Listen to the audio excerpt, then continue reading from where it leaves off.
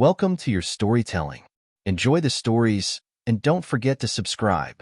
Everything was perfect. Our family was everything I ever wanted. A loving husband, two beautiful kids, a cozy home, and a life that seemed like it could never be disrupted. I woke up every day feeling like the luckiest woman in the world. My husband, Ethan, was my rock. We had built this life together, and it was the life I had always dreamed of. Our children, Emma and Luke, were healthy and happy, their laughter filling our home with warmth. We had our struggles, of course, but nothing that felt insurmountable. Then, one evening, everything changed. It was supposed to be like any other night, dinner, some family time, and then bedtime for the kids. But Ethan came home late, breathless and frantic. His face was pale, his hands shaking as he entered the house. There was something in his eyes, something wild and unrecognizable, that made my heart race in a way it never had before. That day, he came home breathless, his eyes wild, like he had just run a marathon. My heart skipped a beat. He looked at me for a second, almost like he didn't recognize me, before rushing past me toward the hallway. "Pack everything," he said, voice tense, eyes darting around. "Now." His words hit me like a jolt of electricity. Panic surged through me. I tried to speak, to ask why, but my voice faltered. He didn't answer. He grabbed Emma and Luke, urging them to gather their things. His hands were shaking as he hurriedly stuffed clothes into bags, his movements erratic and desperate. It was unlike him. My calm, composed husband had always been in control. Now, there was nothing but fear in his actions. "Ethan, what's going on?" I asked again, my voice trembling with confusion and concern. But he didn't answer, just looked at me with those frantic eyes. I stood frozen in place, unsure what to do. The kids were asking questions, innocent, yet piercing questions that I couldn't answer. "Mom, why are we packing?" Emma asked, her small voice trembling. "Where are we going?" Luke followed, clutching his favorite toy to his chest. I didn't know what to say to them. My mind was racing, trying to make sense of what was happening. Ethan kept moving around the house, checking windows, locking doors. His focus was on getting us out, fast. "Ethan, please, talk to me," I begged again, but his silence only made my anxiety grow. He glanced over at me for a split second, his expression unreadable. "Just trust me," he muttered, as though that would somehow explain everything. I didn't know what was happening, but something in his eyes made me understand. He was scared, and that fear was contagious. I didn't know what to think. Ethan had always been the pillar of our family, the one who kept us grounded, steady. This sudden shift was unrecognizable. I followed him through the house as he hurriedly packed, his mind clearly elsewhere. "Where are we going?" I asked once more, this time in a softer voice, hoping for some clarity. He paused, and for the first time since he walked through the door, he met my eyes. There was something raw in them, a vulnerability that felt foreign. "Trust me," he whispered, the words almost breaking. "We have to go." But I couldn't just trust him blindly. Not like this. My stomach twisted as I looked at our children, their small faces filled with confusion. I had to protect them. But from what? And where was this all leading? Ethan didn't give me any more answers. He just kept moving, as though running from something invisible, something only he could see. I watched as he threw a few more things into bags, grabbing his keys and tossing them to me. "Get in the car," he ordered. But there was no anger in his voice, only urgency. The kids were still confused, and I could see the questions in their eyes. Why was Daddy acting this way? Why were we leaving everything behind? "Are we going on vacation?" Emma asked, her voice light, like she didn't realize the gravity of the situation. But I wasn't sure myself. What was happening? What did I not know? My heart raced with dread as I took their hands and led them out the door, my thoughts spinning. I still hadn't gotten a single answer from Ethan, but I knew I had no choice. I had to follow him. We didn't speak as we drove. The kids were quiet in the back seat, the confusion hanging heavy in the air. The only sound was the hum of the car and the occasional rustling as Ethan shifted in his seat, eyes darting to the rearview mirror every few seconds. I watched him closely, trying to decipher any clue, any hint of what was really going on. Are we being followed? I finally asked, my voice breaking the tense silence. He didn't answer right away, his gaze flicking to the side as if he was looking for something. His hands gripped the wheel tightly, knuckles white. I don't know, he said quietly, his voice strained. I felt a cold shiver run down my spine. What do you mean you don't know? I asked, my heart thudding in my chest. His silence was the loudest answer. We were in danger. But from who? The car sped down the highway, the road stretching endlessly before us, and yet it felt like we were running out of time. My mind was racing, trying to make sense of everything Ethan hadn't told me. I wanted to scream at him, demand he tell me the truth, but I didn't. Something in his demeanor told me that if I pushed too hard, he might shut down entirely. So, I held my tongue, letting the silence fill the space between us. After a long while, Ethan finally broke the silence. I never told you everything about my past, he said, his voice low, almost as if he was confessing something he'd kept buried for years. My heart skipped a beat. What was he talking about? What do you mean? I asked, my voice tight with fear. He glanced at me, his face full of regret. I didn't want you to know, but now they found me. The words hit me like a slap. My blood ran cold. My mind spun as his words echoed in my head. They found me. I couldn't breathe. Who was after us? Who was after him? Ethan's gaze shifted between the road and the rearview mirror, his eyes sharp and anxious. I could see his knuckles turning white as he gripped the wheel, the tension radiating off him. My stomach churned with a growing sense of dread. This wasn't just a bad day. Something was terribly wrong. I pressed my hand to my chest, trying to calm my racing heart. Who are they? I asked again, this time with desperation. Ethan shook his head, his jaw tight. I wish I could tell you, he muttered, but I can't. Not yet. His voice trembled, and I saw something there. Something deeper than fear. Regret. Guilt. It was as though he had been carrying a burden for years, a weight too heavy to share. But why keep it from me? Why now? My thoughts were a tangled mess, questions firing off in all directions. I wanted to scream, demand answers. Who were these people? Why were they after us? But something in Ethan's voice stopped me. There was fear, but there was also an undeniable urgency. I need to know, I whispered, the words slipping out before I could stop them. His eyes flicked to me, his face a mix of agony and resolve. I can't tell you everything. Not now, but I promise, I'll explain. Just trust me. His words felt hollow, like promises made in the dark, without any real assurance. My mind raced, spinning in a whirlpool of uncertainty. Was he hiding something from me? Something dangerous? Or was he truly the man I thought I knew? Someone just trying to protect his family? But how could I protect them if I didn't know the threat? The silence in the car was unbearable. Every second stretched into eternity. I wanted to scream, to demand answers, to make sense of the chaos unfolding around us. But Ethan's face, pale, tense, filled with regret, held me back. I could see how torn he was, how much he wanted to protect us. And yet, I still didn't understand why we were running. Who's after us, Ethan? I asked, my voice barely above a whisper. He shook his head, his eyes filled with an emotion I couldn't place. I can't tell you yet, he said, his voice hoarse. I don't want to put you in more danger. His words hit me like a punch to the stomach. We were already in danger, weren't we? But from what? From who? The uncertainty gnawed at me. I wanted to trust him, but could I? The questions kept piling up, each one heavier than the last. Was my husband a criminal? Had he done something terrible in the past that was now catching up to him? The more I thought about it, the more the pieces didn't fit. Ethan was always so careful, so devoted to our family.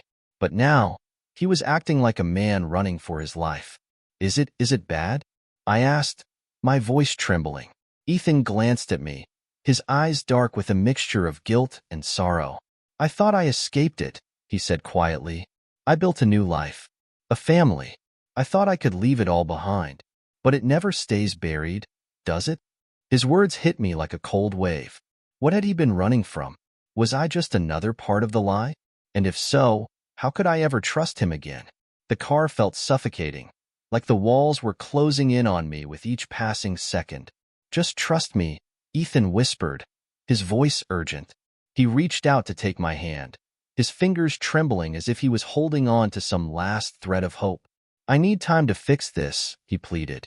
I could see the desperation in his eyes, the raw fear that twisted his face. But how could I trust him when everything felt like a lie? I wanted to believe him. I wanted to believe that the man I married, the father of our children, wasn't hiding something terrible from me. But doubt crept into my mind, threatening to swallow me whole. Was I making the right choice? Or was I blindly following a man who had been keeping dangerous secrets? I held his hand, my heart heavy with the weight of the decision. I didn't know what the right choice was. I only knew I had no choice but to follow him, for now. We drove for hours, the night pressing in around us like a thick fog. The kids had fallen asleep in the back, their soft breaths the only sound in the car. I envied their innocence, their ability to sleep through the uncertainty. I, on the other hand, couldn't escape the gnawing anxiety in my stomach. I kept glancing at Ethan, his face illuminated by the dim light from the dashboard. He hadn't said much since his confession. The quiet between us felt like an ocean, vast and deep, filled with things we couldn't say. I tried to push the fear from my mind, focusing on the road ahead. We couldn't stop. Not yet. Not until we were far enough away. But what if we were never far enough? My heart raced with the thought. Would we ever be safe again? Would I ever feel like I could trust him again? The uncertainty was suffocating. We pulled into a rundown motel on the outskirts of town, the flickering lights casting eerie shadows on the pavement. The parking lot was nearly empty, save for a few cars that looked like they hadn't moved in years. Ethan killed the engine and didn't say anything as he climbed out of the car. I hesitated for a moment, my mind still racing. This wasn't just any ordinary stop. This was a life-altering moment. He checked the rearview mirror before he opened the door, making sure we weren't being followed. "Stay here," he told me as he walked toward the office, his steps quick and purposeful. I watched him from the window, my heart pounding in my chest. He checked in under a fake name. My heart skipped a beat. Was this really happening? Had I really just crossed into a life I didn't understand? Inside the motel room, the air was heavy with unspoken words. Ethan sat on the edge of the bed, his head in his hands. The exhaustion was written all over his face, but so was something darker, something I couldn't name. I stood by the door, trying to process everything. It felt like I was in a dream, a nightmare, where everything I thought I knew was falling apart. "I never wanted this life to touch you," Ethan said finally, his voice hoarse. He didn't look up as he spoke, his shoulders shaking ever so slightly. I stepped toward him, my heart aching for the man I loved. He looked broken, shattered in a way I had never seen before. "What are we running from?" I whispered. He met my eyes then, the weight of his past pressing down on him, a past that I thought was behind me. But it's not. And now it's coming for us. The words hung in the air, heavy with fear and regret. I sat down beside him, feeling the weight of everything pressing in on me. The kids were still asleep in the car, oblivious to the storm that was brewing.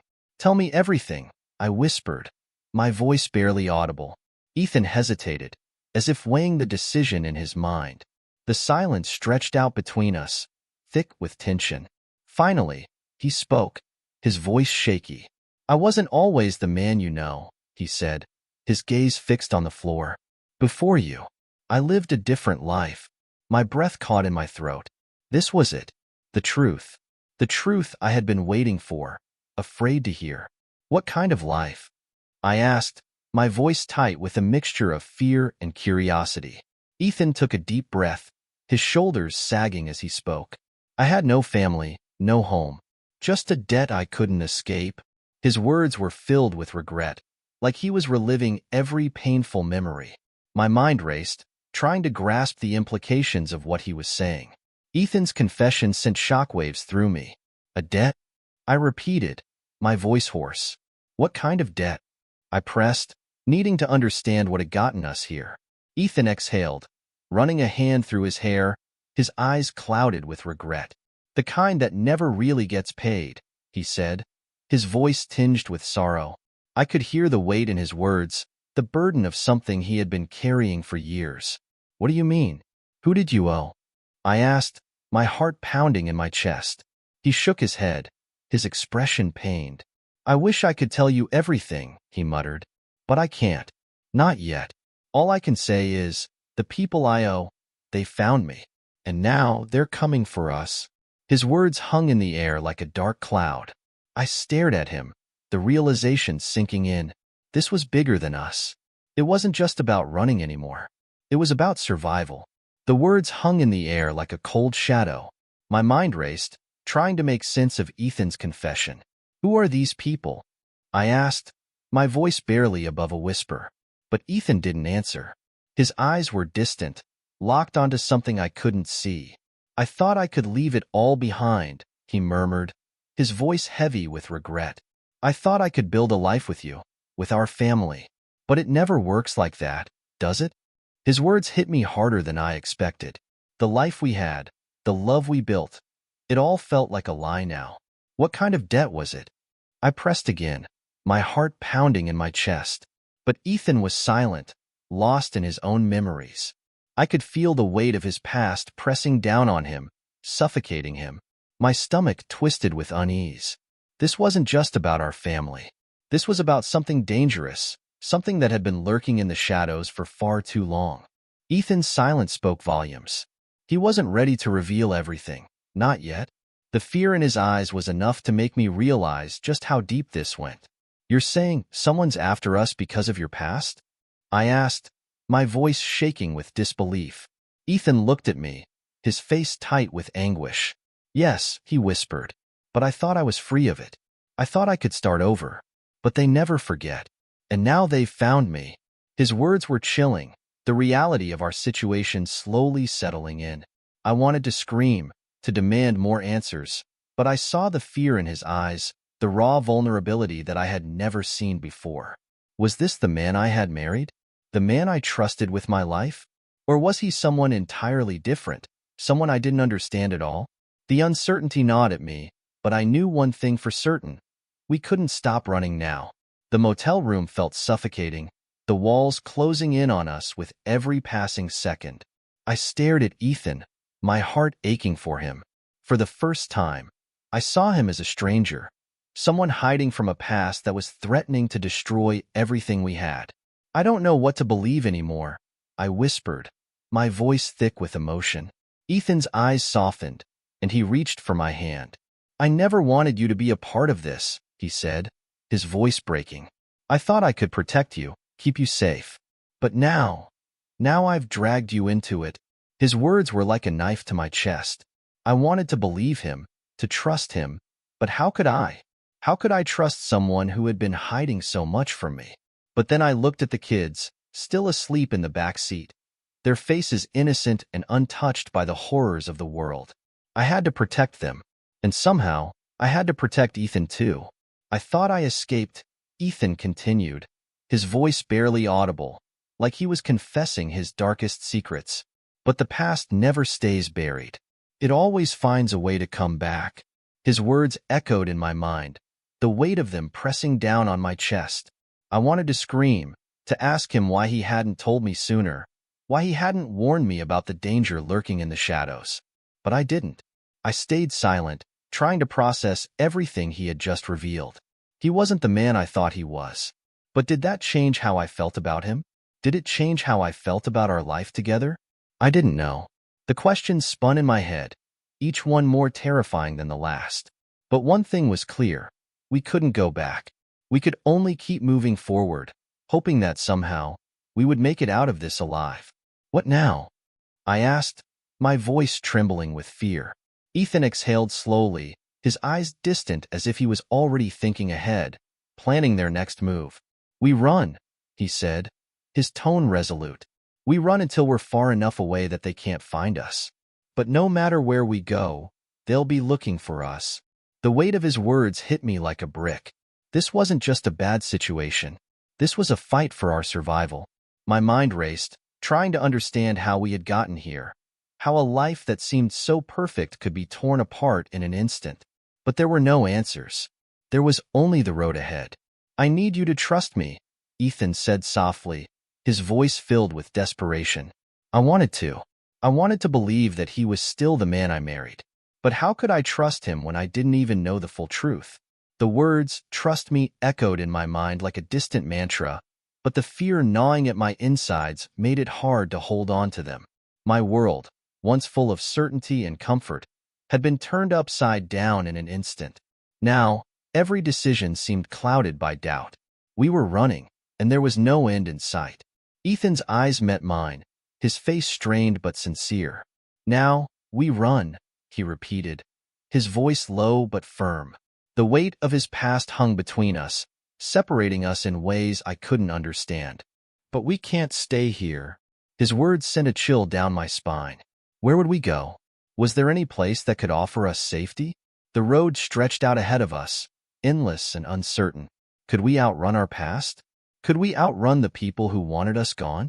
The fear and the confusion merged inside me. I didn't know what was coming, but I knew one thing. I wasn't alone. Not yet. Our perfect life had been shattered, and as much as I tried to hold on to the pieces, they slipped through my fingers like sand. Ethan wasn't the man I thought I knew. He wasn't just my husband.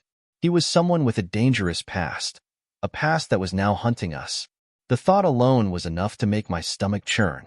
But despite the fear that gripped my heart, despite the uncertainty, there was still a part of me that loved him, a part of me that couldn't turn away.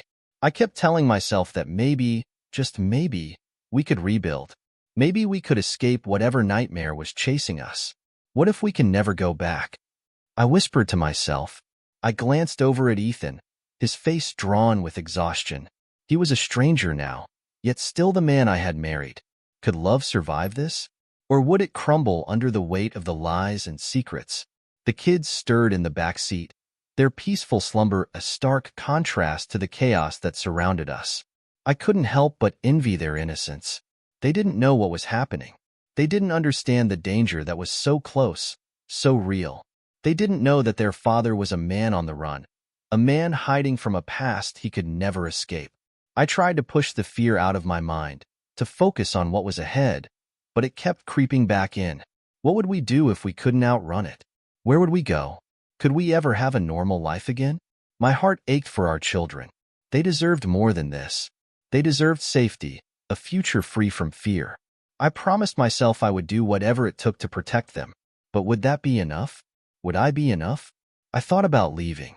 I thought about packing up the kids and walking away from it all. But could I? Could I leave Ethan, even with all the lies, even with the danger that followed us? The truth was, I didn't know what was stronger, my fear or my love for him. I had to make a choice, and every option felt impossible. Leaving would mean abandoning him, abandoning the family we built. Staying would mean living in constant fear, knowing that the past would always be just one step behind us. The uncertainty of it all was paralyzing. What if this is it? I whispered, my voice barely audible. Ethan glanced at me, his expression unreadable. "We'll get through this," he said quietly, but I wasn't sure if he was trying to reassure me or himself. The truth was, I didn't know if we could get through this. I didn't know if we'd ever find peace again. Despite everything, I wasn't ready to stop trusting Ethan. Not yet.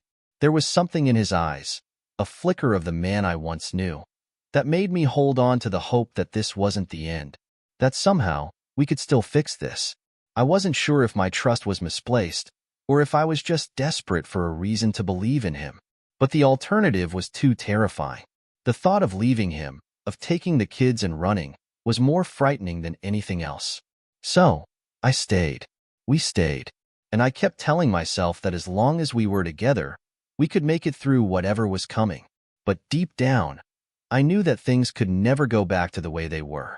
Our perfect life was gone, and now we had to survive the fallout. Morning came too soon. The harsh light of day seemed to strip away the last remnants of comfort, leaving only fear in its wake. Ethan was already packing when I opened my eyes. His movements were quick, almost mechanical, as if he was trying to outrun something, anything. "We can't stay," he said without looking up, his voice flat. I nodded, too tired to argue.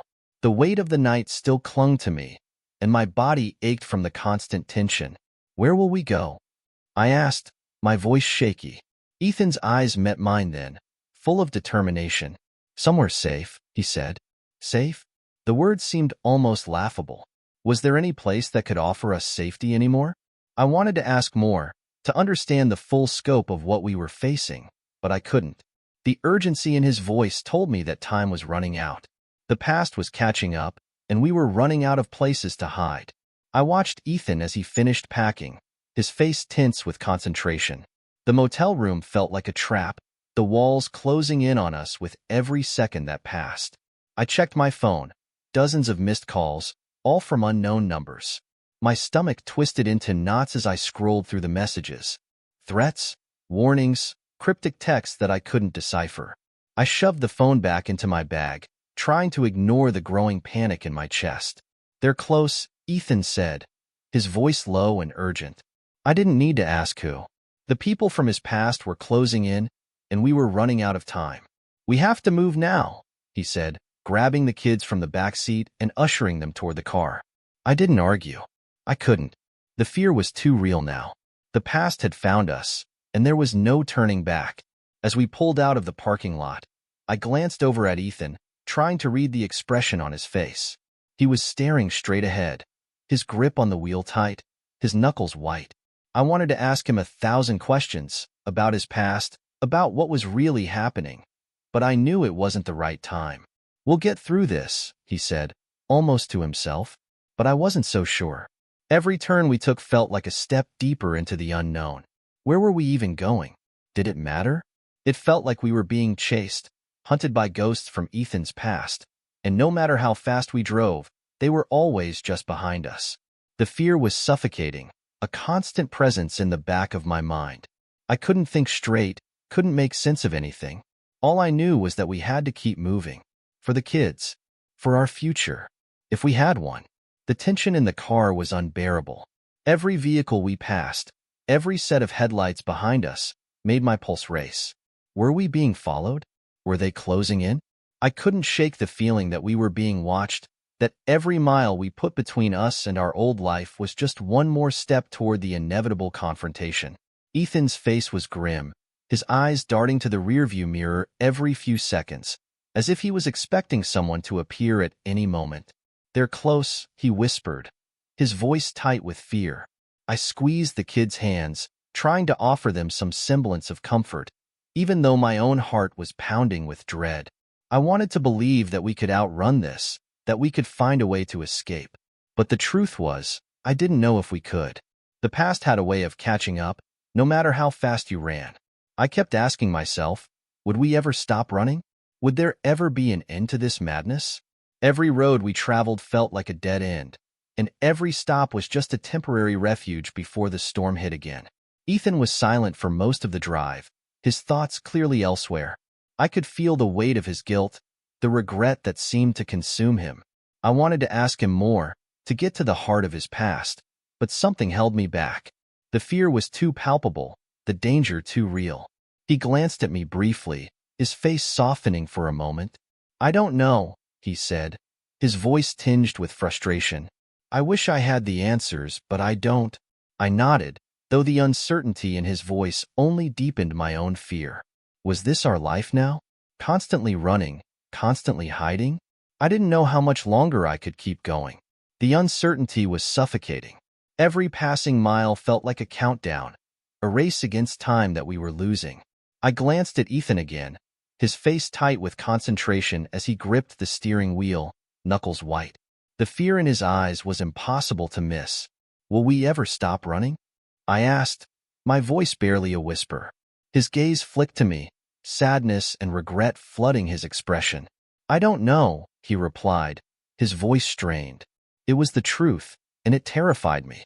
We had been running for days now, always one step ahead, but the threat was still there, looming just behind us. I just wanted to protect you, he added quietly, his voice breaking. The words stung, because I knew he meant them. He had done everything he could to shield me from this world, but it had caught up with us. Now we were trapped in it, and I didn't know how to escape. The unknown scared me, but leaving him? That scared me more. Every part of me wanted to turn away, to walk away from this nightmare. To take the kids and disappear somewhere far, far away from the danger, from Ethan's past. But then I'd see him, his eyes full of desperation, and I couldn't bring myself to leave him. No matter how much the fear clawed at my chest, no matter how badly I wanted to escape, something inside me wouldn't let go. Was it love? Was it loyalty? Or was it just fear of being alone in all this chaos? I couldn't say. What I knew was that leaving him felt like giving up. Giving up on everything we had built, everything we had worked for.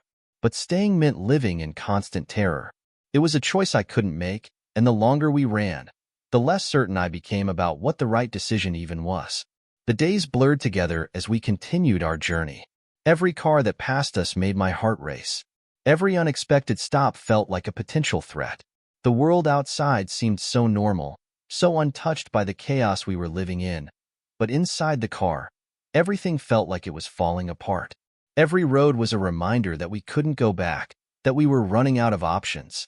I clutched the kids closer, wishing I could protect them from this madness, but I didn't even know how to protect myself anymore. Ethan's eyes were constantly scanning the road, his movements tense. It was like he was waiting for something, anything, to happen. I didn't ask him what he was expecting. I didn't want to know. "We have to keep moving," he said, his voice barely above a whisper. I nodded, knowing there was no other choice. We had no more safe havens, no more places to hide. I held my children tight as the car sped down the highway, the hum of the engine the only sound in the tense silence. Every passing mile felt like we were getting closer to something I wasn't ready for. Ethan's grip on the wheel tightened, his jaw clenched as he focused on the road ahead. I could feel the weight of the danger closing in on us, pressing down on me until I thought I might suffocate. "We're not safe," I whispered, my voice shaking. Ethan didn't answer. He couldn't. The truth was that we were never truly safe. Not anymore. The past had already caught up with us. We were just waiting for the inevitable. My mind raced with thoughts of what would happen next. Would we be forced to run forever? Was this what our life had become? The future felt like a void, endless and terrifying. Then, headlights appeared behind us. At first, I thought it was just another car, but as the seconds ticked by, the lights grew brighter, closer, unrelenting. My pulse skyrocketed, my body tensing in fear. "They found us," I breathed, barely able to speak. Ethan's face turned pale, his eyes darting nervously in the rearview mirror. "Hold on," he said, his voice low and commanding. Without warning, he swerved the car sharply, taking an unmarked road that seemed to appear out of nowhere. The tires screeched as the car lurched, and the familiar sound of highway traffic faded away, replaced by the thud of our hearts racing. I looked back, but the headlights were still there, bright and fast. My breath caught in my throat. We weren't just running anymore. We were being hunted. We cut through back roads, the car bouncing over rough terrain, each bump and jolt heightening the tension in my chest. My heart pounded, matching the rhythm of the tires as they tore across the dirt road. Ethan's grip on the wheel was white-knuckled, his eyes darting from the rearview mirror to the darkened road ahead. "Hold on," he urged, his voice strained. I tightened my hold on the kids, trying to keep them calm as the vehicle swerved around corners and sped through narrow passes. It felt like we were running away from a nightmare that was always just one step behind us. The headlights behind us were relentless, chasing us through the winding paths, refusing to let up. The fear in my chest only grew stronger. Was this the end? Would we make it through this? Or was this just the beginning of something worse? We pushed on, the headlights behind us never giving up, always closing in. The car seemed to be moving faster, the engine roaring as we flew through the backroads, desperate to lose the pursuers in the darkness. Ethan's eyes were fixed ahead, his jaw clenched in a grim line. I could see the fear in his face, a fear I'd never seen before. This wasn't just about running anymore. It was about survival. Every corner we turned, every shadow in the distance, felt like it could be the end. The kids were quiet now, but I could feel their unease, their confusion. They didn't understand the danger that was chasing us. They didn't know that their father was running from his past. I couldn't explain it to them, not yet. I couldn't bring myself to tell them that we might not make it out of this alive. Finally, After what felt like an eternity, the headlights behind us faded into the distance. The adrenaline rush that had fueled our escape slowly ebbed away, leaving behind a sickening sense of relief, brief but precious. We slowed the car down, and for a moment, it felt like we could breathe again. But Ethan didn't let his guard down. "They'll find us again," he muttered, his eyes scanning the road nervously. I nodded, my mind racing. The relief was fleeting, and I knew it wasn't over. The danger was still out there, just waiting for us to slip up. My thoughts turned to the kids, still asleep in the back seat. They had no idea what had just happened, what we had just escaped. How long could we keep them in the dark? How much longer could we keep running? I had to ask.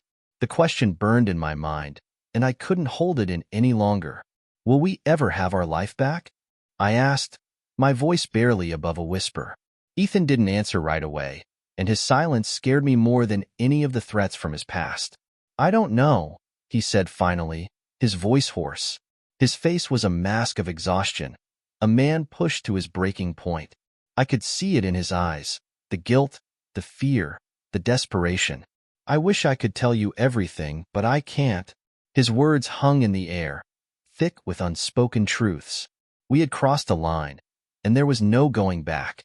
Our old life, the one where we were a family living in peace, was gone. Now, it was all about survival. How long could we keep this up? How long until we were caught? And when that happened, what would become of us? But even in the midst of the uncertainty, the chaos, there was something in his eyes, a spark of determination. He reached over and took my hand, squeezing it tightly. "I will fix this. For us," he said, his voice low but full of resolve. I saw the man I had fallen in love with in that moment, the man who was willing to do whatever it took to keep his family safe. And for the first time in days, I allowed myself to believe him. I didn't know how he was going to fix this, or if it was even possible, but I wanted to believe. I had to, because if I didn't, then there was nothing left. We were in this together, for better or for worse, and I wasn't ready to give up on him, on us. Not yet. I saw it then, the man I loved. Not just his past, not just the mistakes he had made or the secrets he had buried, but the man in front of me, the one who had fought to build a life for us, the one who was still fighting to protect us. The weight of everything he had carried for so long was visible in his eyes, and in that moment, I understood. He wasn't just running from his past, he was running for us, to keep us safe. And that was why, despite everything, I still trusted him. I didn't know how much longer we could keep running, or what would happen next, but I knew one thing for sure. We were in this together, for better or for worse. The uncertainty loomed over us, but I couldn't bring myself to leave him. Not now, not after everything we had been through. I held his hand tighter, silently promising to stand by him, no matter what. Maybe I should have been afraid. Maybe I should have doubted him, but I wasn't. And for the first time in a long while, I was ready to fight too. The fear still gnawed at me, but it wasn't as paralyzing anymore. It wasn't just his fight anymore. It was mine too. We had built this life together, and I wasn't going to let it slip through my fingers. Not without a fight. Every part of me wanted to believe that there was a way out, that we could find peace again. But even as I clung to that hope, I knew the reality was harsher. The danger was real, and so was the fact that we were still running, still hiding. But we had each other, and that, I realized, was worth fighting for. No matter how dark the road ahead seemed, I wasn't going to give up. He wasn't alone anymore, not in the way he once was. We were in this together now, partners in survival. The weight of it all was heavy, but somehow, it was easier to bear when we carried it side by side. I had never felt this way before, like we were truly a team, working together against something that wanted to tear us apart. It wasn't just his past we were fighting. It was the fear of losing everything we had built. The kids, our home, our future. Everything felt like it was hanging by a thread. But together, maybe we stood a chance. Maybe we could make it out of this alive. The road was still dangerous, the future still uncertain, but I wasn't afraid anymore. Not like I used to be. With him by my side, I was ready to face whatever came next. One last chance. That's what Ethan had said. One last plan to make everything right. If it failed, we'd never stop running. It was a terrifying thought, one that kept me awake at night, staring at the ceiling, wondering if we could pull it off. The odds were stacked against us. The people after us weren't the kind to give up easily. But Ethan believed we had a shot, and that was enough to keep me going. We had no other choice. There was no place to hide, no escape. This was it. It felt like the final stretch, the last opportunity to fix everything before the world came crashing down. I didn't know what would happen next, but I couldn't afford to think about it too much. One step at a time, one breath at a time, and maybe, just maybe, we'd make it. We changed our names. We left everything behind, became ghosts, blending into the crowd, unnoticed. It was the only way we could survive. Ethan's plan was risky, dangerously so, but it was the only option we had. We couldn't stay in one place for too long. We couldn't trust anyone. Every day was a gamble, every moment a reminder that our lives weren't our own anymore. I missed our old life. I missed the peace, the normalcy, the feeling of safety, but I couldn't afford to grieve for it. Not now. Not when we had to keep moving, keep running. I held on to hope, even when it felt like it was slipping through my fingers. Maybe one day, we could rebuild. Maybe one day, the past would stop chasing us. But for now, we were just surviving. And that had to be enough. I grieved our old life. The life we had before this madness began. Before the constant fear and uncertainty took over. I missed the quiet mornings, the routine, the simple joy of knowing that tomorrow would be the same as today. Now, every day felt like a new battle. A fight to keep ourselves hidden, to stay one step ahead of the people who wouldn't rest until they found us. But in the midst of it all, I held on to hope. It was a fragile thing, like a thread that could snap at any moment, but it was still there. Hope that, one day, we would be able to live without fear. Hope that the past would finally stop haunting us. I didn't know how long it would take, or if we would even survive long enough to see that day. But I couldn't let go of the belief that, somehow, we could make it through this, that our family would find peace again. One day, the past would stop chasing us. That was what I told myself every morning, even when the fear still clung to my bones, even when the shadows of our former life loomed over us like a storm waiting to break. We just had to survive long enough to outrun it. And so we did. We kept moving, kept looking over our shoulders, kept staying ahead of the people who wanted to tear our family apart. It wasn't easy. It wasn't always possible to feel safe. But we found ways to make it work. We found moments of peace amidst the chaos, moments when we could pretend that everything was normal, that the world hadn't been turned upside down. And those moments, fleeting as they were, gave me the strength to keep going, to keep fighting. We would survive this, because we had to. And we did. We survived, because love was stronger than fear. It wasn't easy. It wasn't perfect. But in the end, love was the only thing that kept us going. The bond we had as a family, the connection we shared, that was what made it possible to endure the hardest days. There were times when I thought we wouldn't make it, times when I felt like giving up, but the thought of losing them, of losing everything we had fought for, kept me going. It was love that gave us the courage to keep running, to keep fighting for a future. And when the dust finally settled, when the danger had passed and we were able to breathe again, I realized that we had come out stronger. We had made it. Together. Because love, in the end, always wins.